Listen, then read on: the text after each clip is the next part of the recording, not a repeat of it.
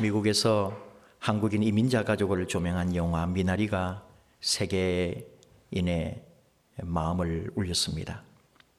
이민자였던 한국계 감독의 자전적 이야기였기에 더 가슴에 와닿았을지도 모릅니다. 특히 미국 사람들이 미나리에 열광하는 이유는 미국 사회가 수많은 이민자로 구성되어 있기 때문에 그 이야기들이 남의 이야기 같지 않았을 거라는 거죠. 보시는 하나님이라는 이주민 이야기를 다룬 책이 있습니다. 남미 과테말라 출신으로 미국에 살면서 여성 목회자면서 이주민 지원 단체에서 사역하는 캐런 곤잘레스라는 분의 책입니다. 자기 가족 이야기와 함께 하나님의 말씀에 나오는 성경 속의 이주민들의 삶을 소개합니다. 나오미와 룻, 하갈과 요셉, 수로보니게 출신 이방 여인의 사례를 꼽아요. 우리는 나오미를 좀 알죠? 유다 베들레헴에 살았는데 흉년으로 남편과 함께 모압 지역으로 이민을 가서 이주민이 됩니다. 그런데 남편과 두 아들을 잃고 며느리 룻을 데리고 베들레헴으로 돌아옵니다. 이제 상황이 바뀌었어요. 나오미가 모압에 갔을 때는 이방인이었고 또 이주민이었지만은 이제는 하루아침에 모압 여인 룻이 이주민으로 바뀝니다. 그녀에게는 고된 이민자의 삶이 시작되는 거예요. 하갈도 애굽 여자였는데 아브라함의 종이 되어서 유목민으로 살아가다가 아브라함의 아기를 가지면서 쫓겨났다가 들어왔다가 다시 쫓겨나는 이주민의 삶을 반복하게 됩니다. 요셉 역시 애굽의 노예로 팔려가서 죽을 고비를 다 넘기고 총리에까지 오르게 되는 이민자, 이주민의 삶을 경험했습니다. 신약에 등장하는 수로보니게 여인은 그리스 출신으로 지중해를 건너 먼 이국 땅 두로에서 이주민의 삶을 살았습니다. 어린 딸이 귀신 들려서 온 집안이 고통 속에 살아가다가 예수님을 만났는데 그 수모를 당하면서도 끝까지 도움을 구합니다. 그리하여 딸이 치유받게 되는 기적을 경험하게 되죠. 우리가 나그네나 이주민의 시각으로 성경 말씀에 등장하는 많은 인물들을 나름대로 보기도 했습니다. 믿음의 조상 아브라함도 이주민의 삶을 살았어요. 이삭도 야곱도 다 이주민 인생을, 나그네 인생을 살았습니다. 근데 캐런 곤잘레스가 조금 더 구체적으로 인물들을 묶었고 또 이민자인 자신의 삶을 통해 하갈이나 룻이나 요셉이나 이런 사람들을 조명하니까 그 모든 것이 또 새롭게 느껴지기도 했습니다. 더욱 귀한 발견은 책 제목 그대로 이런 이주민 이민자들을 하나님께서 지켜보고 계셨다는 거예요. 감찰하시는 하나님, 살피시는 하나님, 보고 계신 하나님, 바라보시는 하나님, 우리의 하나님은 사람의 길을 주목하시며 사람의 모든 걸음을 감찰하시는 하나님이십니다. 저도 20살 때부터 고향을 떠나 산 사람이에요. 여러분도 언제인가부터 나그네 인생으로 고향에서 떠나 이주민으로 이렇게 타향에서 타지에서 또는 타국에까지 가서 살기도 했을 거예요. 그리고 지금 우리의 공통점은 이주민으로 떠돌다가 바로 여기 오늘 이 시간에 이 길 위에서 만난 사람들이라는 거죠. 우리는 이곳에서 만났습니다. 안양에서, 인천에서, 수원에서, 시흥에서, 서울에서, 군포에서, 의왕에서 각자의 나그네 삶의 자리에 있다가 오늘 이 아버지 집에서 믿음의 길 위에 만난 사람들. 그리고 중요한 이야기는 이것입니다. 이주민이면 어떻습니까? 나그네면 어때요? 이민자면 그래서 뭐가 문제입니까? 핵심은 하나님께서 우리를 보고 계시다는 말입니다. 내가 어디에 있거나 내가 어느 지역 어느 나라에 살거나 하나님께서 나를 보살피시고 하나님께서 나를 불꽃 같은 눈길로 지켜주신다면 내 삶에 아무런 문제가 없습니다. 하나님께서 우리를 살피시고 도우십니다. 여러분, 우리 자신이 이주민이요, 나그네요, 이민자라는 사실을 인정하십니까? 우리 가운데 여기 안양 석수동에 태어나서 지금까지 사는 분들도 계실 거예요. 그러나 그 숫자는 많지 않을 겁니다. 다들 고향을 떠나 어느 날 이곳에 정착하였고 그리고 살아가고 있는 거예요. 10년, 20년, 30년, 40년, 50년, 어떤 분은 60년. 그리고 그날을 모르지만 그날이 오면 우리는 또 떠나게 될 것입니다. 그 어딘가로. 우리는 모두 이주민입니다. 그리고 이 땅의 마지막 날 하늘나라로 이주할 겁니다. 무엇보다도 예수님께서 하늘 고향을 떠나 이 땅에 한 이주민으로 와서 살다가 가셨다는 것을 생각해 보셨습니까? 예수님도 이 땅에서는 나그네였고 이주민이었고 이민자였습니다. 그래서 고된 인생길을 걸으셨습니다. 누가복음 9장 58절 예수께서 이르시되 여우도 굴이 있고 공중에 새도 집이 있으되 인자는 머리 둘 곳이 없도다 말씀하십니다. 그런데 하나님께서 예수님을 보고 계셨다는 거예요. 언제나 하나님께서 예수님과 동행하셨습니다. 그래서 예수님은 하늘 아버지 뜻대로 하나님의 뜻에 순종했습니다. 살피시는 하나님께서 예수님을 보고 계셨기에 예수님은 언제나 하나님에게 아뢰었고 그분으로부터 답을 얻었고 그분과 함께 가며 그분의 뜻을 실천하려고 이 땅에서 하나님의 뜻을 다 이루어 드린 거죠. 보시는 하나님 앞에서 기꺼이 세상을 위해, 아니 바로 우리들을 위하여 그 자신의 삶을 다 주고 다시 고향으로 돌아가셨습니다. 바로 그 예수님이 이주민의, 나그네의, 이민자의 삶을 이 땅에 와서 살아보신 그분이 오늘 우리에게 말씀하고 계십니다. 34절 누구든지 나를 따라오려거든 자기를 부인하고 자기 십자가를 지고 나를 따를 것이니라. 우리는 예수님을 따르는 것 분명 좋은 길이라고 생각합니다. 예수님을 따라가는 이 길 아름답고 의미 있고 행복한 길이라고 믿고 있습니다. 우리 예수님은 내가 그렇게 따를 만한 충분한 분이시고 그런 모범이 되시고 그렇게 우리 예수님 따라가면 좋다고 우리 다 생각을 해요. 그런데 문제는 십자가를 지고 따라오라고 하시는데 그것이 우리에게는 짐이 된다 이거죠. 하나 짚고 넘어가자면은 제자들이나 예수님 당시 사람들이 십자가를 지고 따른다 하는 이 말을 제대로 알아들었을까요? 정답은 예, 그렇습니다 입니다. 그 1세기 때 팔레스타인에서 십자가를 다 알았습니다. 누구든지 십자가를 볼 때는 죽음을 생각했습니다. 왜냐하면 감히 황제의 나라 로마를 위협하는 어느 누구에게나 가해지는 잔인하고 고통스러운 죽음의 심판이었기 때문인 거죠. AD 6년에 굳이 우리가 따지자면 예수님이 한 6살, 7살 때죠. 유대인들이 엄청난 충격적 사건을 목격하기도 합니다. 로마가 갈릴리에서의 그 반역의 심판을 하기 위하여 2,000명이나 되는 갈릴리 사람들을 십자가에 처형하는 일이 있었습니다. 이 역사의 사건이에요. 비극이죠.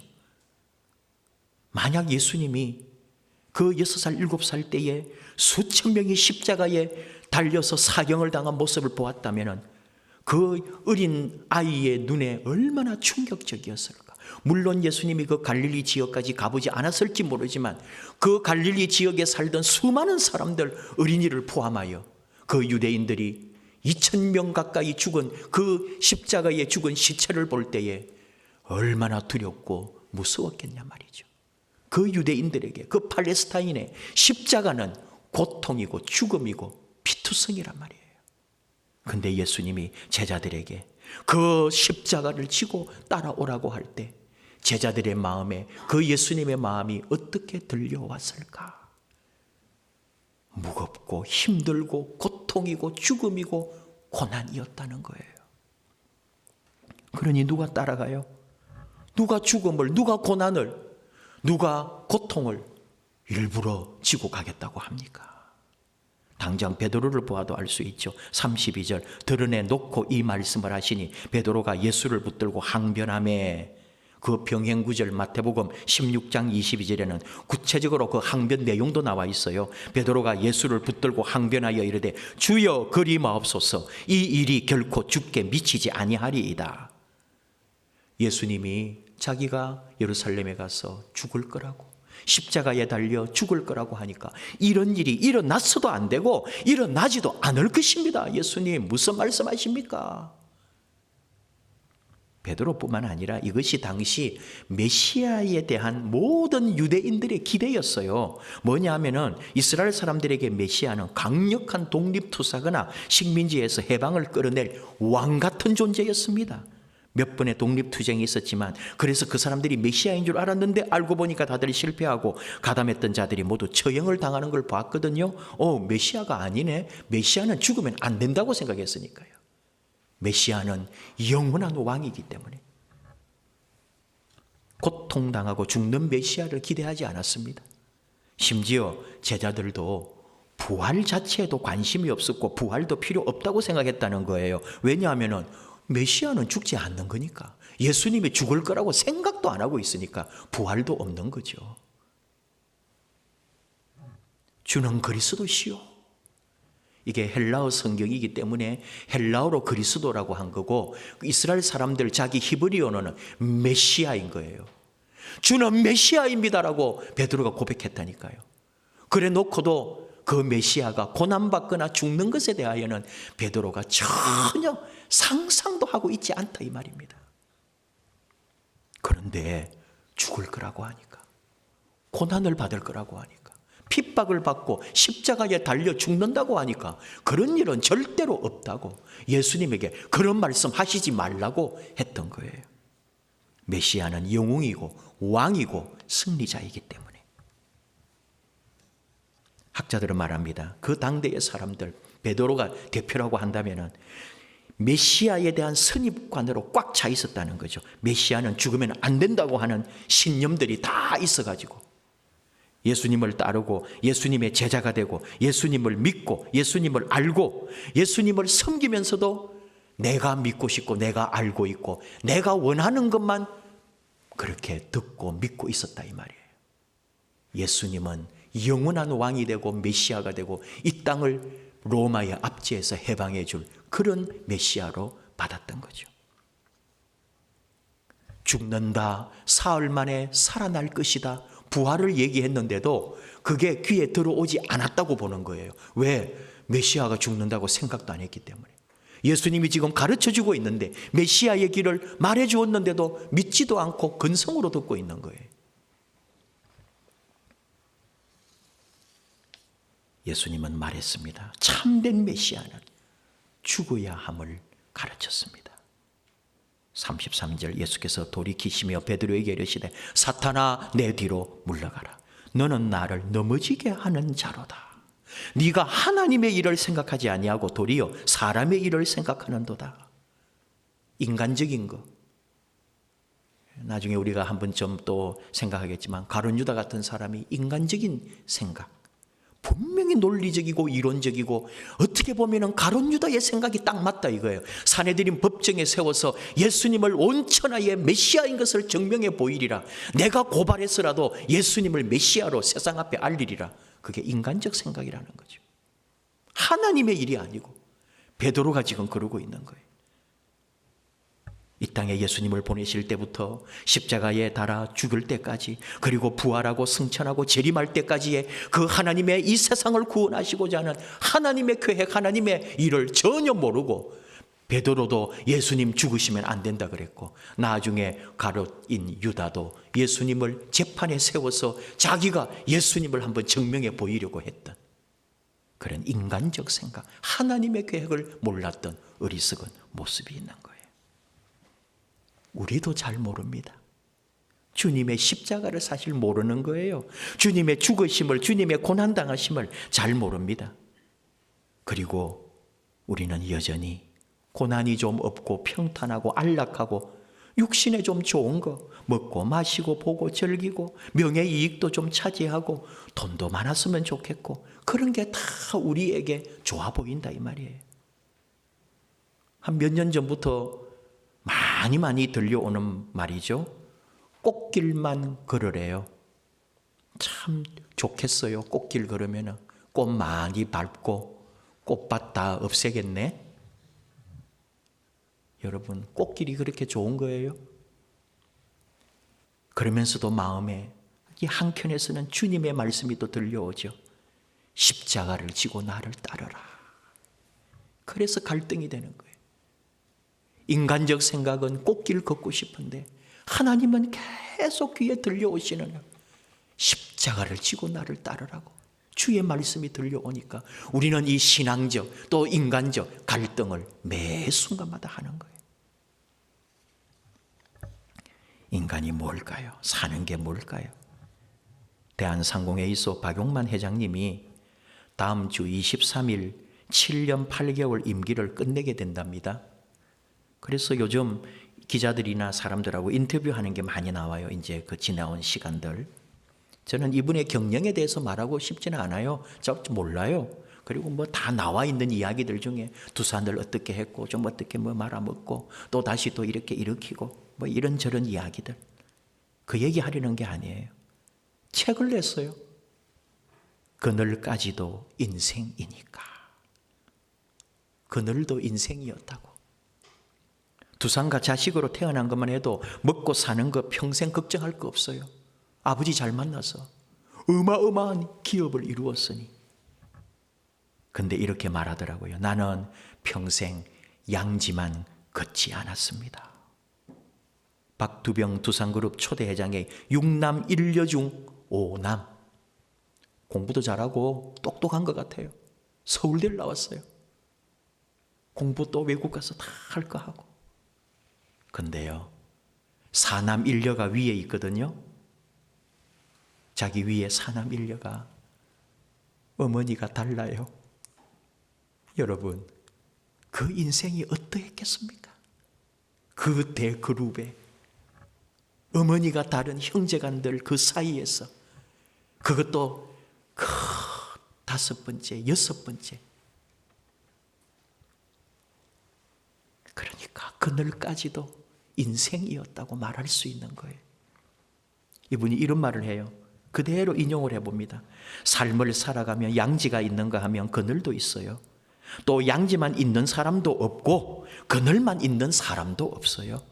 단지 양지의 양이 얼마나 되고 그늘의 양이 얼마나 되느냐는 비율이 다르고, 같은 그늘이라 하더라도 추워서 괴로운 그늘이 있는가 하면 서늘해서 시원한 그늘도 있지요.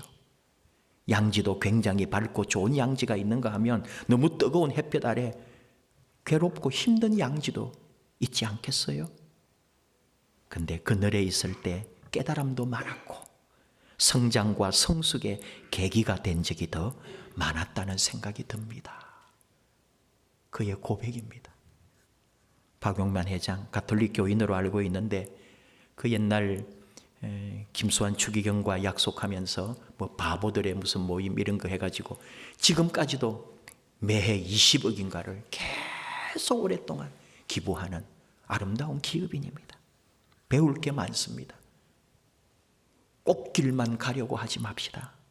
울퉁불퉁 험한 길이 나를 건강하게 합니다. 한 번쯤 그곳에서 넘어지고 무릎이 깨질 때 내가 연단되고 단련되고 내가 더 힘있게 자라나게 된다니까요.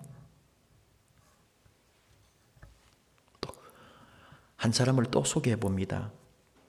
우리 안양에 안양대학교가 있는데 안양대학교 여러분 수도권 대학입니다. 센 대학입니다. 좋은 대학이에요. 총장님이 누구신지 알아요? 작년 코로나 기간에 2월에 총장에 취임을 하셨더라고요. 소문이 나지 않아가지고. 물론 우리는 그 전에도 총장님을 모릅니다. 지금 작년에 취임하신 총장님이 누구냐? 프로야구 선수 출신 박노준 씨가 안양대 총장님이에요. 운동으로 박사가 된 게 아니라 경영학 박사입니다. 설린산고 출신인데 대학을 고려대로 갔어요. 체육 특기자로 갔을 텐데 체육학과로 가지 않고 경영학과로 갔어요.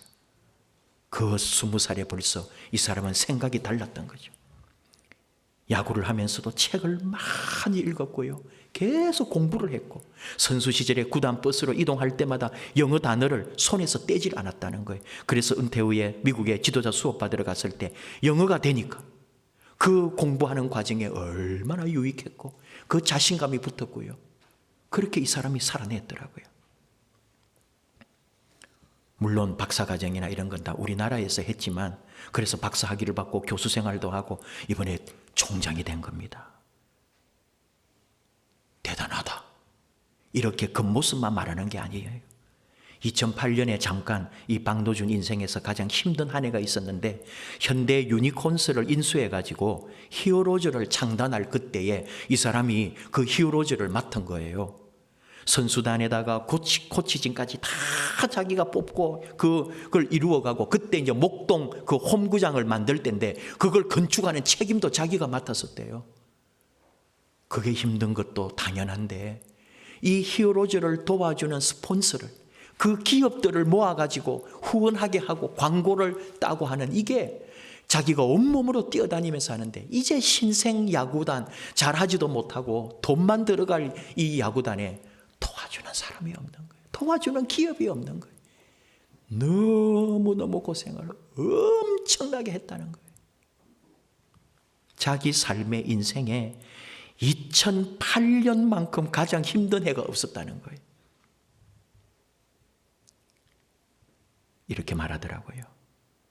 이제는 아무리 어려운 일을 만나도 2008년을 생각하면 무서울 게 없습니다. 내가 2008년도 헤쳐나왔는데. 이런 고통이 있었기에 오늘의 박노준 총장이 있단 말을 하는 거예요. 여러분, 왜 이 얘기를 할까요? 우리가 십자가의 길이다, 고난의 길이다, 내 인생길이 어쩌고 다 말하지만, 이렇게 우리 밖에 있는 사람을 통해서도 우리가 배울 게 있고 다 얻을 게 있다 이 말이에요. 또 한 사람도 말하지 않을 수가 없어요. 한 1, 2주 동안이 계속 나오는 이야기예요. 전두환 전 대통령 아들 전재용이 목사가 될 거래요. 지금 백석대 신학대학원에 들어가 신학을 공부하기 시작했습니다.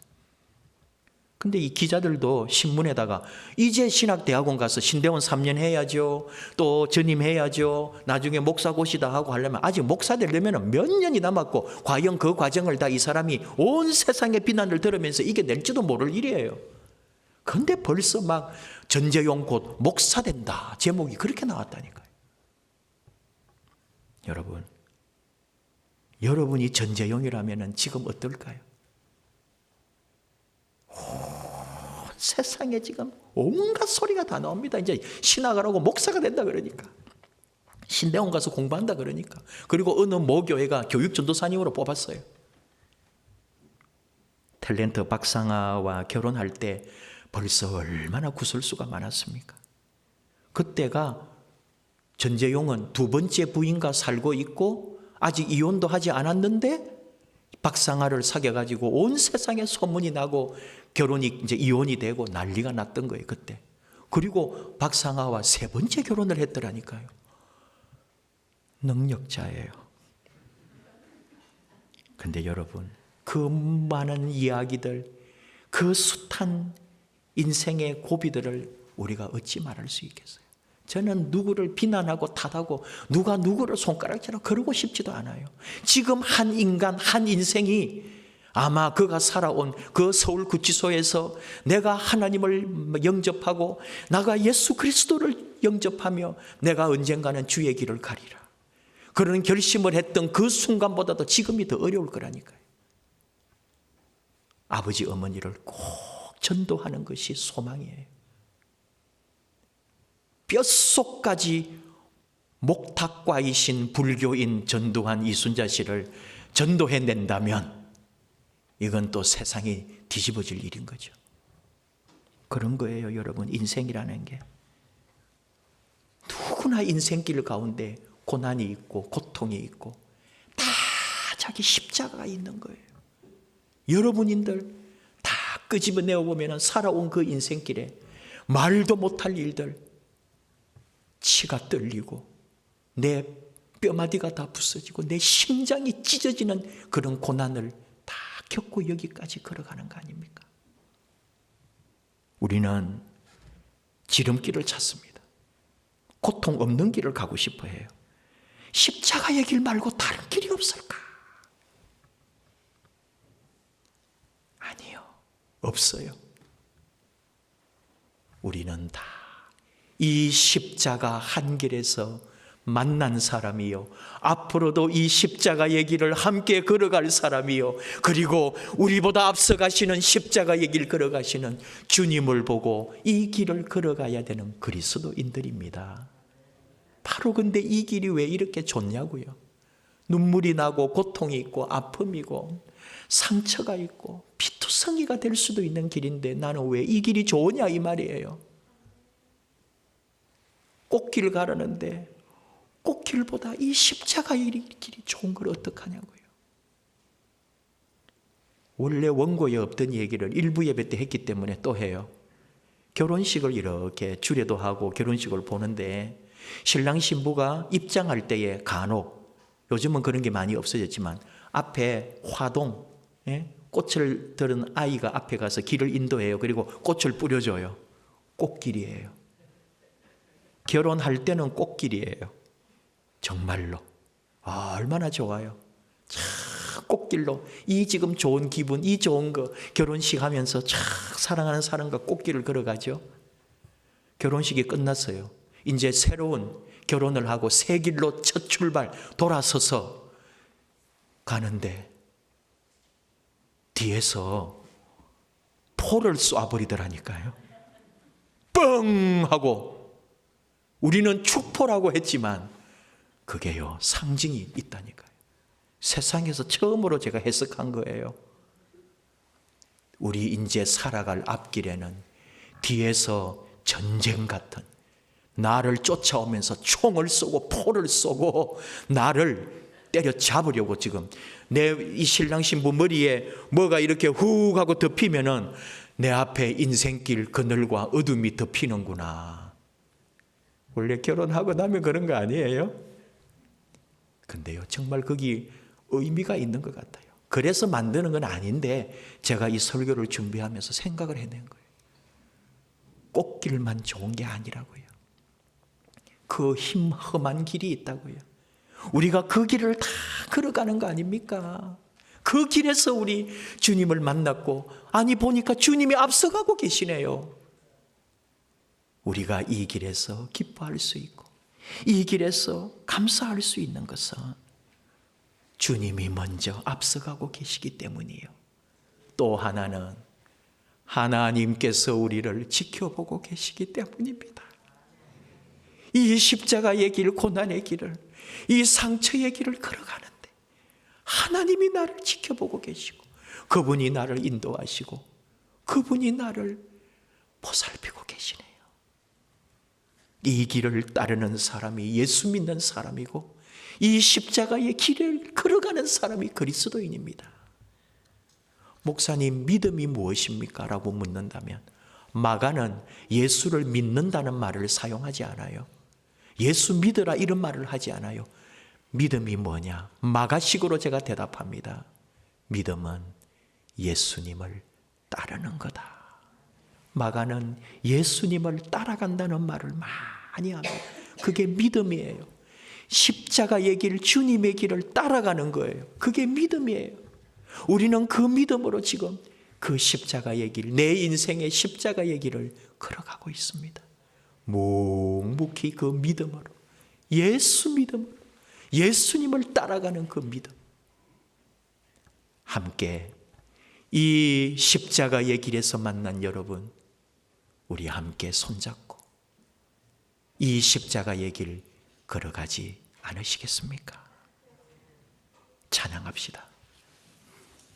길이 되시고 우리의 소망 되시고 힘이 되신 우리 주 하나님, 나의 가는 길 인도하시는 우리 주님과 함께 나의 힘, 나의 생명, 나의 반석, 나의 모든 것 되시는 우리 하나님 사랑합니다. 찬양합니다.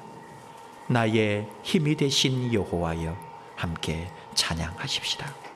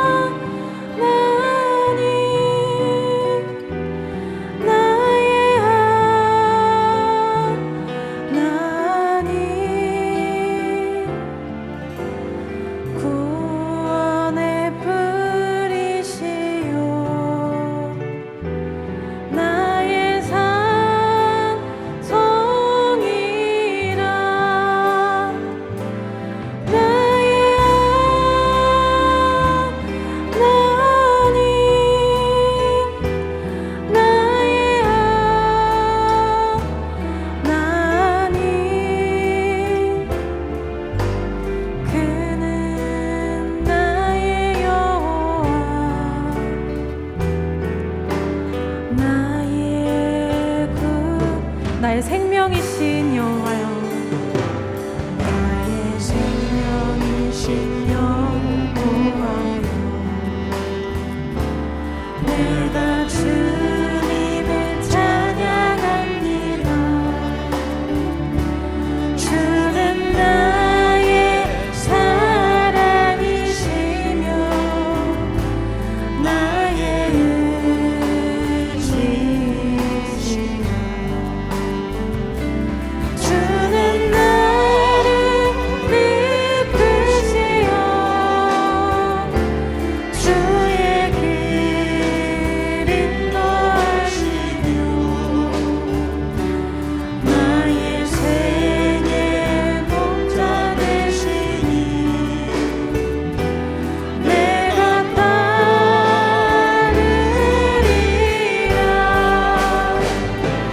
나의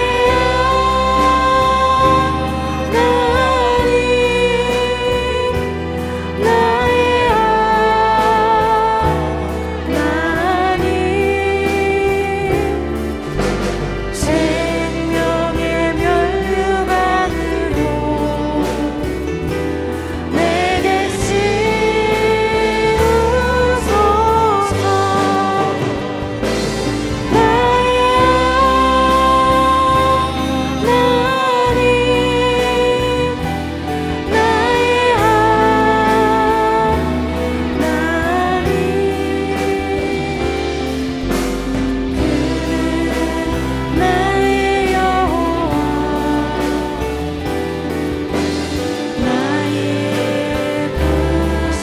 나의 하나님, 나의 하나님,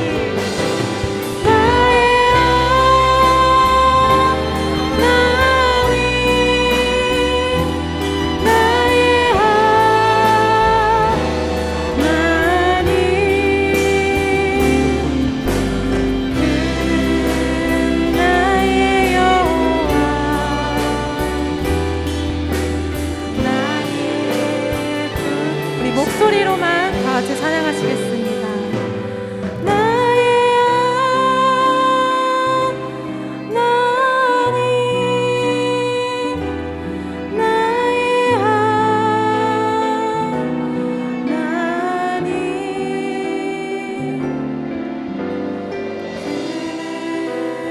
나의 여호와, 나의 구세주.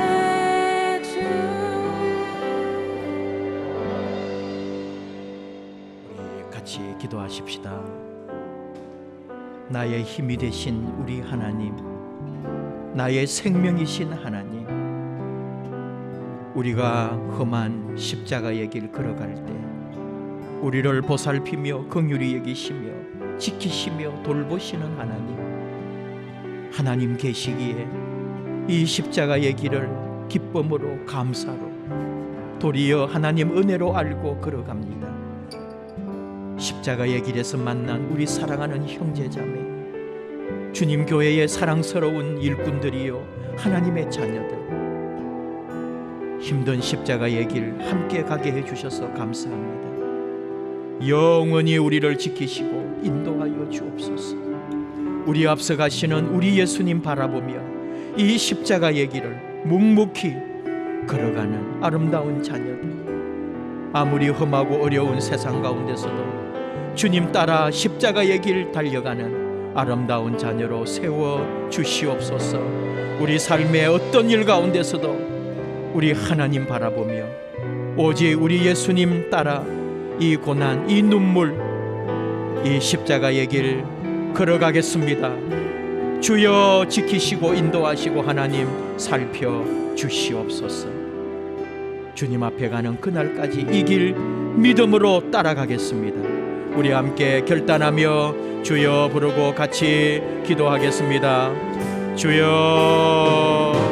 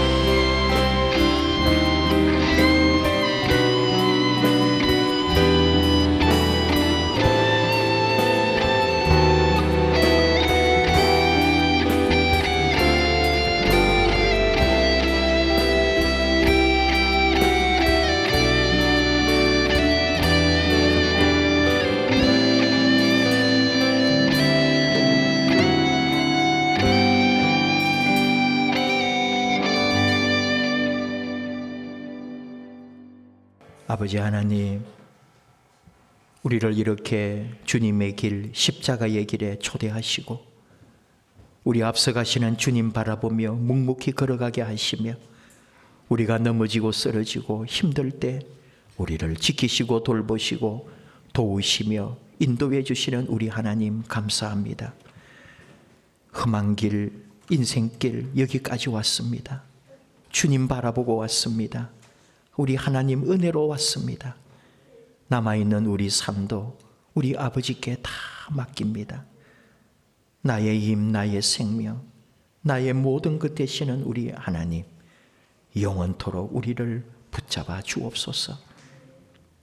비난하고 비판하고 남을 손가락질하던 그 손가락을 내게로 돌려 언제나 나를 돌아보게 하시고 내가 용서받고 내가 사랑받고 내가 구원받은 이 은혜를 생각할 때 이 세상 그 어느 누구도 용서받지 못할 자가 없고 십자가 아래 나아오고 십자가의 길을 걷고 십자가의 앞에 주님 앞에 엎드릴 때 모두가 하나님의 자녀로 거듭날 수 있다는 것을 우리가 이 믿음의 길에서 깨닫게 하시고 눈물 나고 험하고 힘든 이 세상, 이 십자가의 길을 오직 우리 예수님만 바라보고 걸어가서 영원한 우리 하나님의 나라, 우리 하나님의 영원한 생명의 길에 도달하는 하나님의 아름다운 자녀들로 저희를 삼아 주시옵소서.